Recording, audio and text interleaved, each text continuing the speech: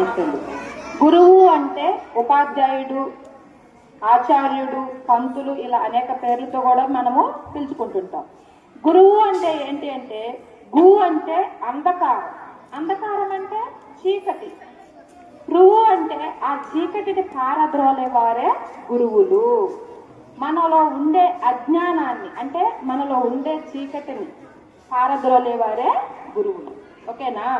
అలాగే మనం ఎప్పుడైనా గురువుల గురించి తెలుసుకునేటప్పుడు గురు బ్రహ్మ, గురు విష్ణు, గురుదేవో మహేశ్వర అని అంటుంటాం కదా.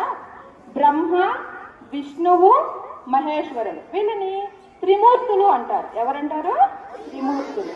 మనలో ఉండే అజ్ఞానాన్ని రక్షిస్తూ కాపాడుతూ ప్రారదోలేవారే మన ఈ త్రిమూర్తులు. అలాగే మనకి పురాణాలు ఉన్నాయి కదమ్మా. పురాణాల్లో వేద మహర్షి అనే ఉండేవారు, గురువులు ఉంటారు కదా. ఇప్పుడు మనకి ఎట్లాగా టీచర్స్ ఉన్నారో అప్పట్లో పురాణాల్లో ఉండే వాళ్ళకి గురువులు ఉంటుంటారు కదా. అలా ఉండే వాళ్ళలో గురువుల్లో వేద మహర్షి అని అతను ఉండేవాడు.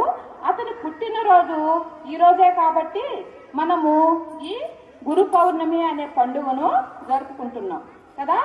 కాబట్టి మనము ఇక్కడ ఎందుకు కూర్చున్నామంటే, ఈరోజు గురు పౌర్ణమి కాబట్టి మనకి మంచి చెడులు నేర్పే గురువులను మనము అభినందించాలని ఈ గురు పూజోత్సవం అనేది మనం ఈరోజు జరుపుకుంటున్నాం. ధన్యవాదాలు.